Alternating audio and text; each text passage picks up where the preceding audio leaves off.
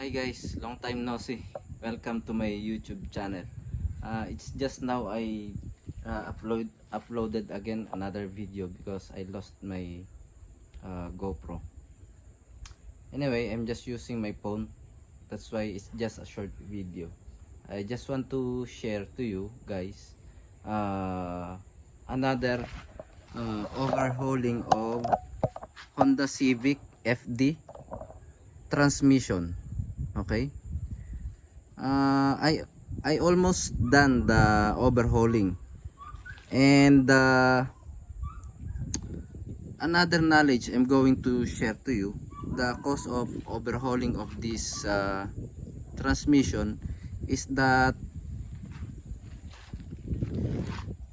almost all of his clutches are already worn out, and sadly, as you can see, the metal plate also got damaged. So I needed to order another parts aside from rebuilding kit.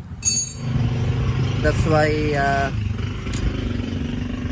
it took a little more time for me to assemble this transmission. Okay. The root cause of the problem, guys, is that his transmission fluid filter is already clogged. This is the new one. I already trashed the old one. Okay. And second thing is that his shift control solenoid.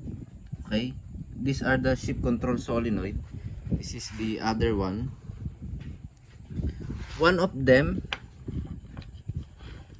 is not working. So, and the third root cause of the problem is his transmission fluid is totally dirty, and I saw some metal particles inside this clutch housing. Okay,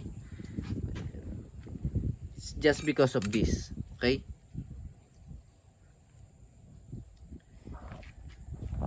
so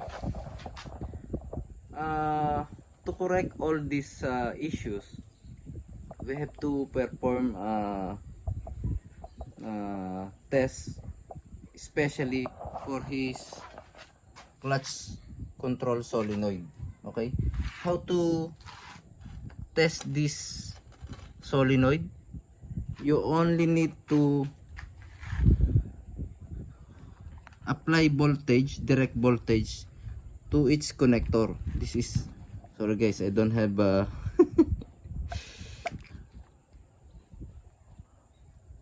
another hand to hold this. Okay, simply fix this into the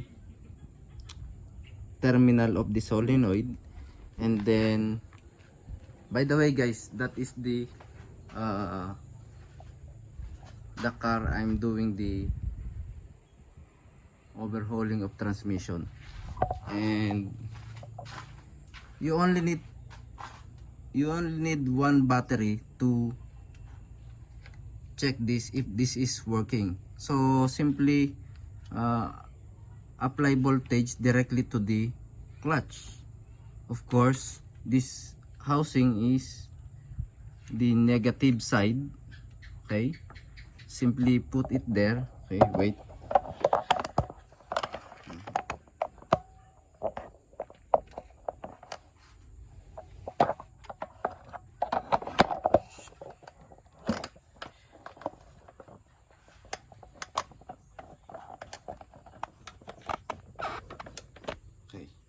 Okay, so this is the solenoid, and simply touch the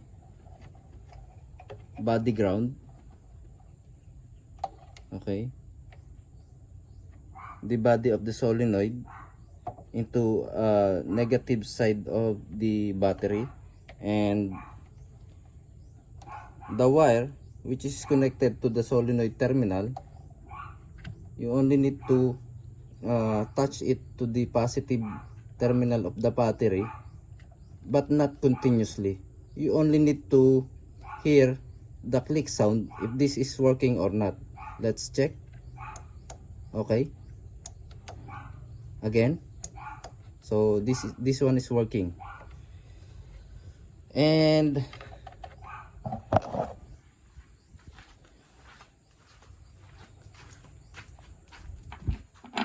this one is not working. I checked before, it is not working. So we need another shift control solenoid to fix all of his problem. Okay, and one more thing guys, once before you fix the new filter for the ATF, you have to make sure that you soak it to the transmission fluid. Okay, at least 2 to 3 hours like that before fixing it. What else?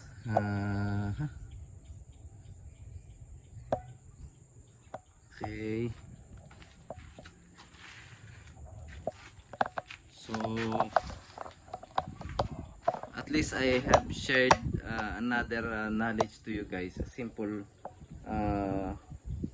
knowledge sharing, but this is very important. So again, the only secret for maintaining your car is preventive maintenance. Thank you guys, and have a nice day.